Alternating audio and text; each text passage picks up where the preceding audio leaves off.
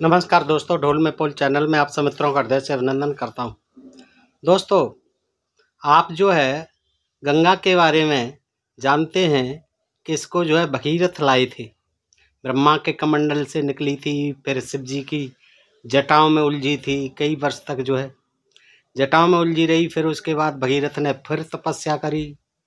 फिर जो है वो पृथ्वी पर एक बिंदु सरोवर में जा कर के शंकर जी ने उसको जो है छोड़ दिया। फिर वहाँ से वो 7 धाराओं में बह निकली।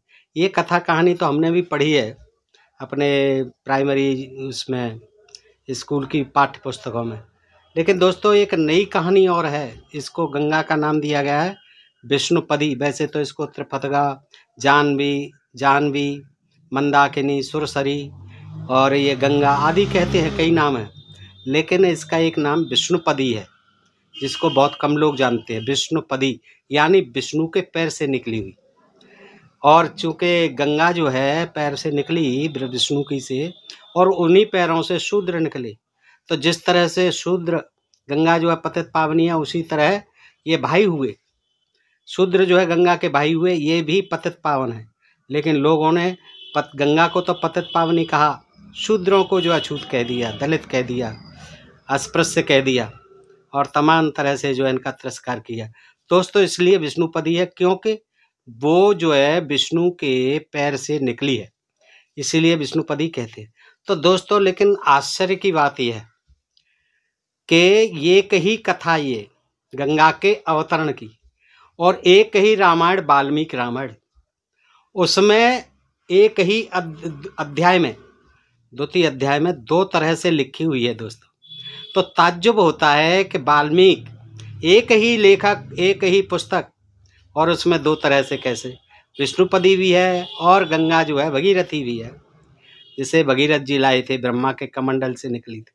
तो दोस्तों, ये बड़ी रोचक कहानी है। जब रोचक जानकारी है, आपसे अनुरोध करता हूँ कि ये जो है पूरा वीडियो आप देखेंगे तो समझ में कहानी आएगी कि किस तरह से ये वाल्मीकि रामायण में भी कितना जो है घालमेल किया गया है, कितनी कपोल कल्पित कहानियाँ लिख दी गई हैं। दोस्तों, आइए सुनते हैं। तो देखिए, पहले हम लेते हैं विष्णुपदी कैसे है गंगा।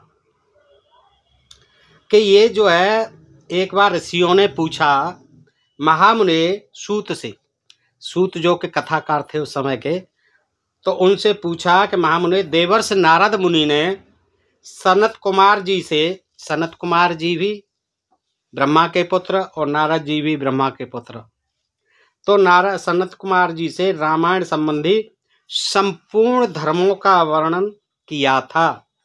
वो दोनों ब्रह्मवादी महात्माओं का किस क्षेत्र में मिलन हुआ था, तात वे दोनों कहाँ ठहरे थे, नारद जी ने उनसे जो कुछ कहा था वह सब आप हम लोगों को बताइए।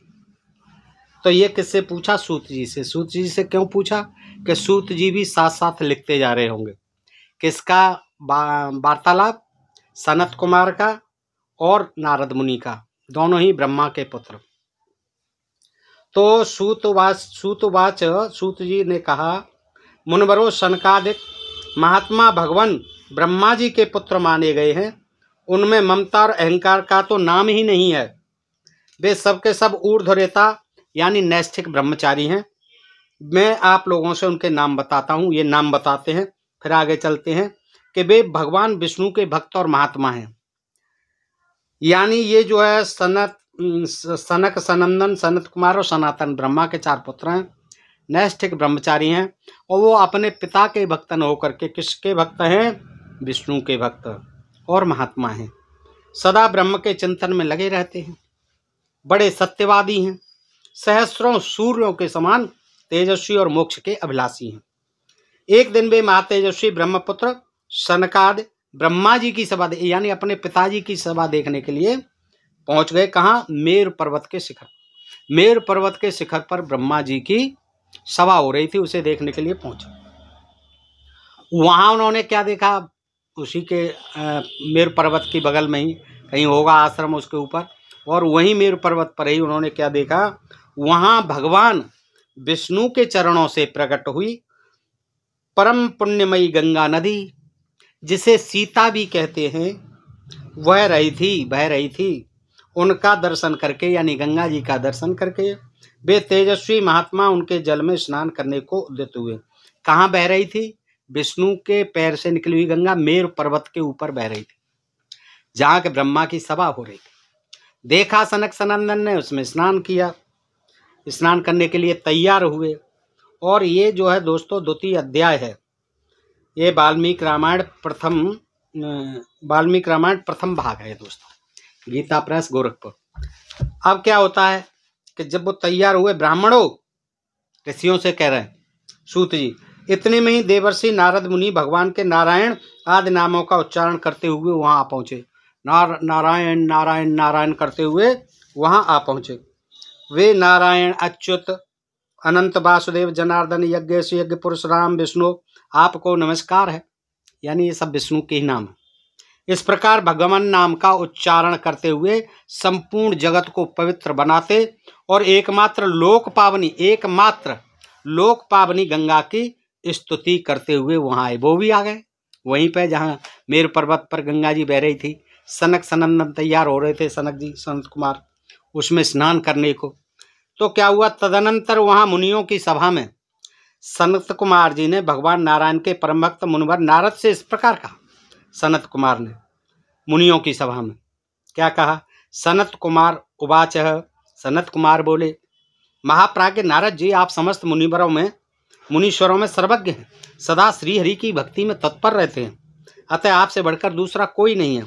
इसलिए मैं पूछता हूँ, जिनसे समस्त चराचर जगत की उत्पत्ति हुई है तथा ये गंगा जी जिनके चरणों से प्रकट हुई हैं, उन श्री हरि यानी विष्णु के स्वरूप का ज्ञान कैसे होता है, ये हमें बताओ। यदि आपकी हम लोगों पर कृपा हो तो हमारे इस प्रश्न का यथार्थ रूप से विवेचन कीजिए। अब ये जो है आपने देखा दोस्त, इसमें जो है जानकारी क्या मिली आपको कि गंगा जो है विष्णुपदी है और विष्णु के पैरों से निकली है। अब जो है दूसरी जो कथा है, ये तो सुना दी किसने? सूत ने। किसने पूछा था? ऋषियों ने।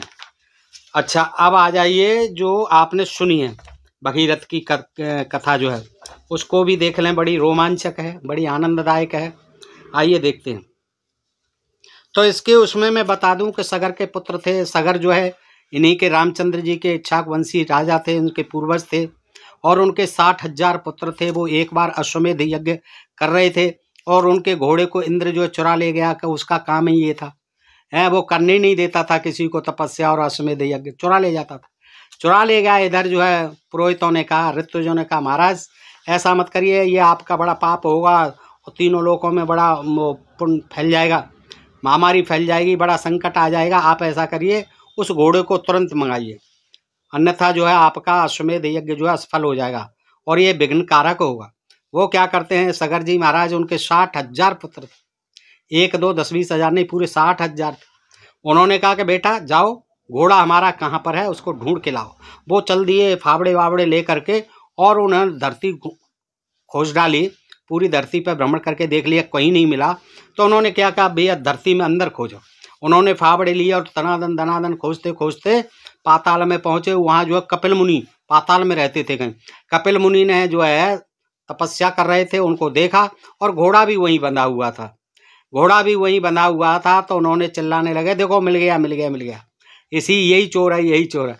अब वो तपस्या कर रहे थे, उनको बड़ा गुस्सा आया कि ये मूर्ख लोग कहाँ से आ गए, इन्होंने तो मेरी तपस्या ही बाधित कर दी।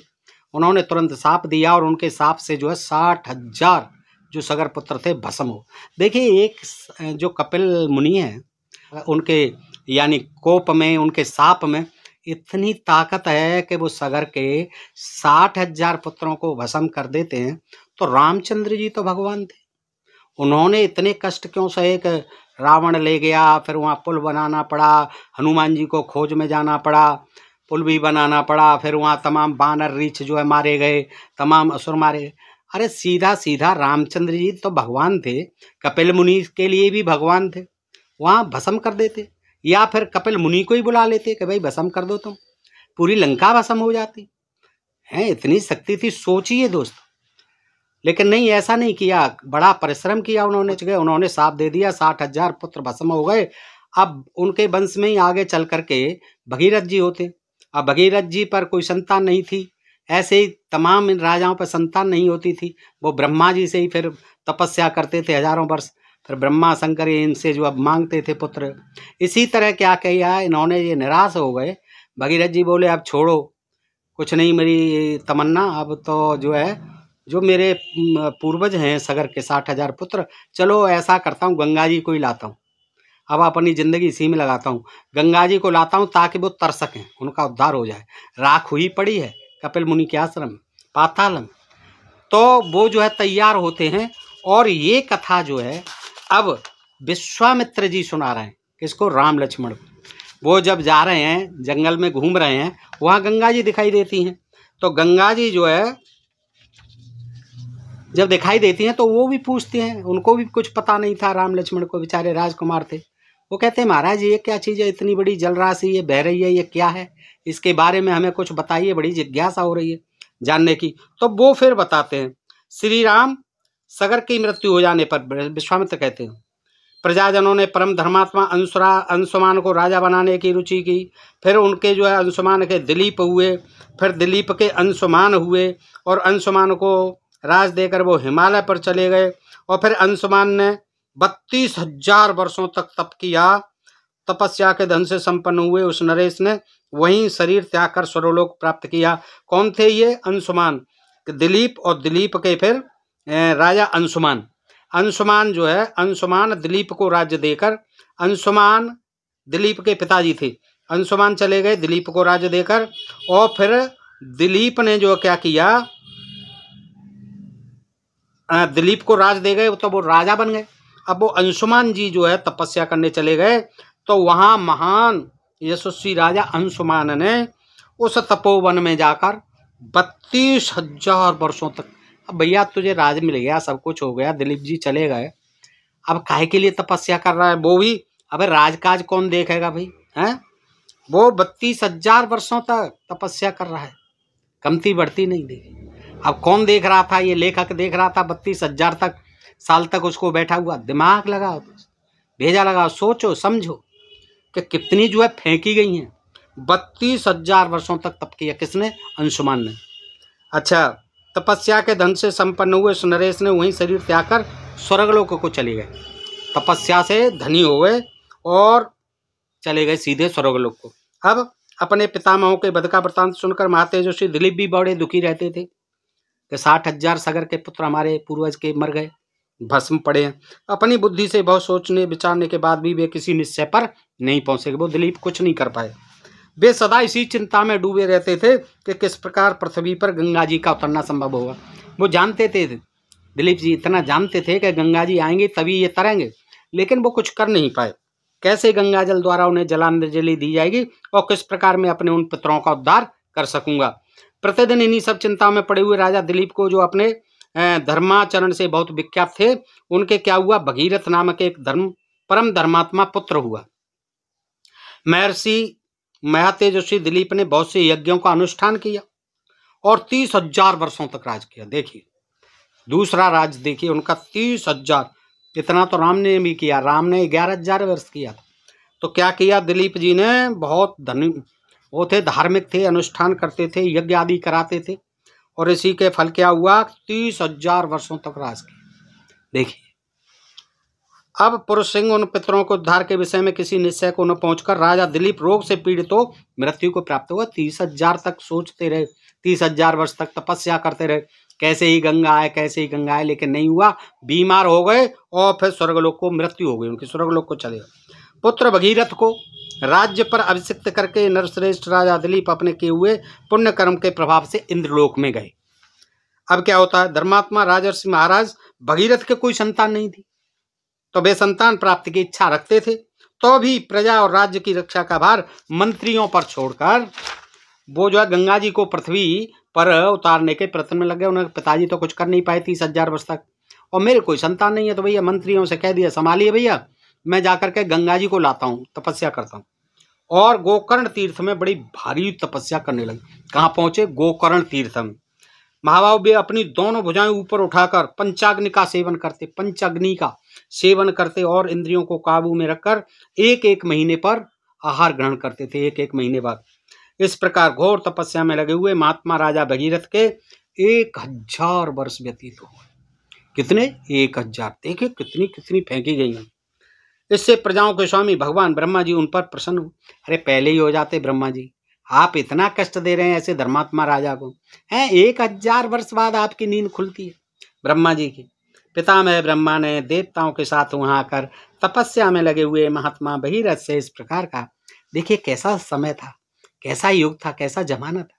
तुरंत 1000 वर्ष तक तपस्या करते थे, तब आते थे वरदान देने के लिए। हाँ आ गए और देवताओं के साथ आए, अकेले नहीं है।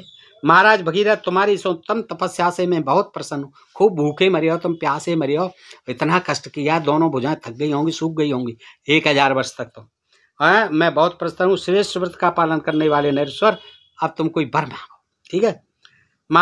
तब महातेजस्वी महाभाव भगीरथ हाथ जोड़कर उनके सामने खड़े हो, हाथ जोड़ करके महाराज बोले, उन सर्वलोक पितामह ब्रह्मा से इस प्रकार बोले, भगवान यदि आप मुझ पर प्रसन्न हैं और यदि इस तपस्या का कोई उत्तम फल है तो सगर के सभी पुत्रों को मेरे हाथ से गंगा जी का जल प्राप्त हो। उन महात्माओं की भस्म राशि के गंगा जी के जल से भीग जाने पर, क्यों भस्म राशि पड़ी हुई है, राख पड़ी हुई है उनकी, उन सभी प्रपितामहों को अच्छा स्वर्गलोक मिले, ये मैं चाहता हूं, ये वरदान दे दो। तो देव मैं संतति के लिए भी आपसे प्रार्थना करता हूं कि मुझे एक संतति, बच्चा पैदा हो जाए, हमारे कुल की परंपरा कभी नष्ट न हो, यानी एक पुत्र प्राप्त हो जाए। भगवान मेरे द्वारा मांगा हुआ उत्तम वर संपूर्ण इच्छाक वंश के लिए लागू होना चाहिए, सारे राजा जो है संतान वाले हो जाए।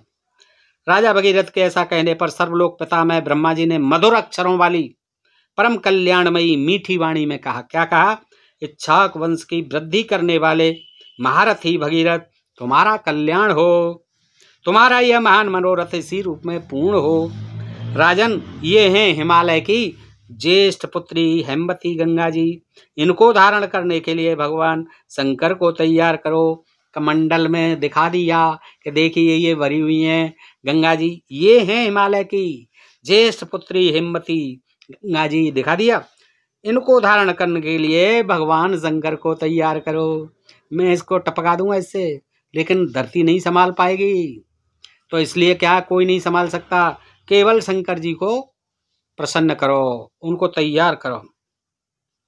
तो क्योंकि महाराज गंगा जी का गिरने का वेग यह पृथ्वी नहीं सह सकेगी। मैं त्रिशूलधारी भगवान शंकर के सिवा और किसी को ऐसा नहीं देखता जो इन्हें धारण कर सके। राजा से ऐसा कहकर लोक सृष्टा ब्रह्मा जी ने भगवती गंगा से भी भगीरथ पर अनुग्रह करने के लिए कहा। भगीरथी गंगा से भी याचना की राजा ने, और ब्रह्मा जी ने जो कहा भगवती से भी कि भगवती इस पर कृपा करो, बड़ा तपस्या की 1000 वर्ष तक, अब तो इसको जो है प्रसन्न हो जाओ। इसके बाद वे संपूर्ण देवताओं और मर्दगणों के साथ स्वर्गलोक को चले गए। स्वर्गलोक से आए थे, चले गए। इसके बाद क्या किया? हे राम सुनो, ध्यान से सुनना है रामचंद्र जी। हे राम सुनो, देवाधिदेव ब्रह्मा जी के चले जाने पर राजा भगीरथ पृथ्वी पर केवल अंगूठे के अग्रभाग को टिकाए। आप सोचते ही हैं दोस्तों, केवल अंगूठों पर खड़े होकर टिकाए, खड़े हुए 1 वर्ष तक भगवान शंकर की तपस्या में लगे रहे। कितने वर्ष तक? 1 वर्ष पूरे। किस पर खड़े होकर? पैरों के अंगूठे पर खड़े होकर। देखिए क्या बैलेंस था, गजब का। वर्ष पूरा होने पर सर्वलोक वंदित उमा बल्लभ भगवान पशुपति ने प्रकट होकर, अब ये भी प्रकट हो गए 1 साल बाद, राजा से इस प्रकार का, पता नहीं क्यों इतना कष्ट देते थे, क्यों परेशान करते थे बेचारे भक्तों को। तो नरश्रेष्ठ, मैं तुम पर बड़ा प्रसन्न हूं, तुम्हारा प्रिय कार्य मैं अवश्य करूंगा। मैं गिरिराज कुमारी गंगा देवी को अपने मस्तक पर धारण करूंगा। देखिए गिरिराज कुमारी हैं ये, हिमालय की पुत्री। श्री राम शंकर जी की स्वीकृति मिल जाने पर हिमालय की ज्येष्ठ पुत्री गंगा जी, जिनके चरणों में सारा मस्तक झुकाता है, शीश सारा संसार मस्तक झुकाता है, बहुत बड़ा रूप धारण करके अपने बेग को दुस्सह बनाकर आकाश से भगवान शंकर के शोभामान मस्तक पर गिरी। अब जो है कहाँ गिरी? उनकी मस्तक पर। कहाँ से? ब्रह्मा जी ने छोड़ दी कमंडल से। ठीक है। उस समय परम दुर्धर गंगा देवी ने यह सोचा कि मैं अपने प्रखर प्रवाह के साथ शंकर जी को लिए दिए पाताल में घुस जाऊंगी। गंगा ने क्या सोचा कि इनके ऊपर भाई मैं तो लेके चाहूँगी, मुझे तो बहना ही है, मैं इनको भी नहीं छोड़ूंगी, पाताल लेके साथ में बहूंगी। तो उनके इस अहंकार को जानकर वो समझ गए, भगवान थे शंकर जी, उनके इस अहंकार को जानकर त्रिनेत्रधारी, 3 नेत्र वैसे ही होते थे उनके, भगवान हर कुपित हो उठे, महादेव जी कुपित हो गए। अरे ये किसे बड़ा घमंड है, मुझे भी भाग ले जाना चाहती है, अभी तो मेरे मस्तक पर विराजमान। उन्होंने उस समय गंगा को अदृश्य कर देने का विचार किया कि चल मैं तुझे लुप्त कर देता हूँ, बिल्कुल अदृश्य कर दी। पुण्य स्वरूपा गंगा भगवान रुद्र के पवित्र मस्तक पर गिरी।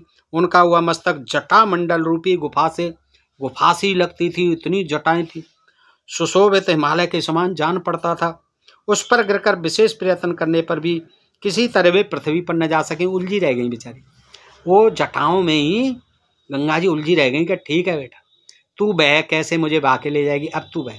उन्होंने तो शंकर जी थे, उन्होंने जो है अपनी जटाओं में उलझा लिया। भगवान शिव के जटा जाल में उलझ कर किनारे आकर भी गंगा देवी वहां से निकलने का रास्ता न पा सकी और बहुत वर्षों तक उस जटाजूट में ही, बहुत वर्षों तक जटाजूट में ही बहती रही, यानी भटकती रही, रास्ता ही नहीं मिला। उन्होंने रोक लिया वहीं। रघुनंदन भगीरथ ने देखा कि गंगा जी भगवान शंकर के जटा मंडल में अदृश्य हो गई। इधर भगीरथ खड़ा खड़ा प्रतीक्षा कर रहा है, वो कह रहा है ये कहाँ गई, और उसे कुछ पता ही नहीं चलना है, वहां से तो छोड़ दी और जटाजूट में भी आ गई, अब पता नहीं कहाँ। बड़ा परेशान होता है भगीरथ, और वे पुनः वहां भारी तपस्या में, फिर शंकर जी की तपस्या में लग गए। उस तपस्या द्वारा उन्होंने भगवान शिव को फिर संतुष्ट कर लिया। तब महादेव जी ने गंगा जी को बिंदु सरोवर में, कोई बिंदु सरोवर होगा, तालाब होगा कोई बिंदु नाम, उन्होंने कहा ठीक है भाई इसको अब तालाब में ही छोड़ दूं। तो बिंदु सरोवर में ले जा करके छोड़ दिया। वहां छूटते ही उनकी 7 धाराएं हो गई, तालाब था बिंदु सरोवर, उसमें छोड़ दी और उसमें से 7 धाराएं हो गई और वो बहने लगी। राधनी, पावनी और नलनी, ये कल्याणमय जल से सुशोभित गंगा की 3 मंगलमयी धाराएं पूर्व दिशा की ओर चली गई। 3 जो धाराएं कहाँ चली गई, पूर्व दिशा की ओर। और सुचक्षु, सीता और महानदी, सिंधु, ये 3 शुभ धाराएं पश्चिम दिशा की ओर प्रवाहित हुई। ये कौन सी थी, सुचक्षु, सीता तो गंगा को ही कहते हैं, महानदी, सिंधु अभी आपने देखा था पहले अध्याय में कि सुचक्षु, सीता और महानदी, सिंधु, ये 3 शुभ धाराएं पश्चिम दिशा की ओर प्रवाहित हुई, ऐसे ये बहने लगी। दोस्तों ये बालकांड में 43वां सर्ग है, ठीक है। तो इस तरह से बहती हुई, उनकी अपेक्षा जो 7वीं धारा थी वह महाराज भगीरथ के रथ के पीछे पीछे चलने लगी। देखिए कितनी समझदार थी, उसके रथ के पीछे पीछे लकीर जो बनती गई रथ की, उस पर चल दी गंगा पीछे पीछे। माँ तेजस्वी राजर्षि भगीरथ भी दिव्य रथ पर आरूढ़ हो आगे आगे चल रहे हैं, दिव्य रथ पर चढ़े, और गंगा जी जो है पीछे पीछे चल रही हैं। देखिए कितनी समझदार थी, और कहाँ जो है वो रुक भी नहीं रही थी, बह रही थी, धरती बह जाएगी। अभी यहाँ धरती पे आ गई एक धारा जो है गंगा जी की, वो इतनी बढ़िया थी, समझदार थी। चलो भगीरथ कहाँ ले चलोगे, अपने रथ को बढ़ाते रहो, मैं तो पीछे पीछे चल रही हूँ, बड़ी समझदार थी। तो ये भगीरथी जो है चल दी और गंगा उन्हीं के पथ का अनुसरण करने लगी। इस प्रकार वे आकाश से भगवान शंकर के मस्तक पर, आकाश से, ये नहीं कह रहे हैं ब्रह्मा जी के पास से या ब्रह्मा जी के कमंडल से, आकाश से बता रहे हैं। और देखिए आकाश से गंगा कहाँ बह रही है बताइए, आकाश से भगवान शंकर के मस्तक पर, और वहां से इस पृथ्वी पर आई थी। आकाश से कहाँ गिरी, भगवान शंकर के मस्तक, ब्रह्मा जी का कहीं अब नाम निशान नहीं। एक ही बाल कांड में 2 तरह की कहानी आपने देखी, उधर विष्णुपदी है, ब्रह्मा के चरणों, विष्णु के चरणों से निकली है, और यही शूद्र जो है ये भी निकले हैं, इन्हीं विष्णु के ये बहन भाई हैं। लेकिन देखिए इन लोगों ने कैसी चतुराई से उसको तो अपने खाने कमाने का साधन बना लिया, गंगा को माता कह करके और पतित पावना कह करके, तमाम जन क्या क्या कि तर जाते हैं इसमें नहाने से, सारे पाप धुल जाते हैं, और अंधविश्वासी जनता जो भगी जाती है पाप धोने के लिए। लेकिन दोस्तों कभी नहीं, नहाए धोए क्या हुआ, जो मन मैला न जाए, और मछली नित जल में रहे तो बास न जाए, उसकी बदबू नहीं जाती। नहाने धोने से कुछ नहीं होता है जब तक कि हमारे मनोमस्तिष्क में अज्ञानता का, मूर्खता का, द्वेष भाव का, बैर भाव का ये जो है मल भरा हुआ है, अज्ञान भरा हुआ है, तब तक कुछ नहीं होने वाला है। चाहे आप गंगा जी में नहाइए, चाहे यमुना जी में, चाहे तमाम दी। अब देखिए गंगा जी को तो इस तरह से इतने यत्नों के बाद भगीरथ जी लाए, लेकिन और तमाम गंगा बह रही। सूर्य ने बहा दी जो है, देखिए यमुना जो है यमराज की बहन। तमाम नदियाँ, महानदी, घाघरा, ताप्ती और तमाम पंजाब की 5 नदियाँ और बहुत हैं, कावेरी, कृष्णा, गोदावरी। तो क्या ये सब ऐसे ही आई थी, ब्रह्मा जी के कमंडल से ही टपकी थी, या सब विष्णु जी के पैरों से ही निकली थी? तो दोस्तों इस तरह की ये कहानी एक ही वाल्मीकि रामायण में एक ही लेखक वाल्मीकि जी ने, आपने देखा कि किस तरह 2 प्रकार से लिखी है। तो दोस्तों इस पर आप क्या कहना चाहेंगे बताइए। आपको ये जानकारी कैसी लगी बताइए, कमेंट जरूर करिए दोस्तों, और अपने प्रिय चैनल ढोल में पोल को सब्सक्राइब करते रहें। फिर मिलते हैं ऐसे ही किसी प्रसंग के साथ अगले वीडियो में। तब तक आप सब मित्रों का हृदय से आभार, नमस्कार, जय भारत, जय इंडिया दोस्तों।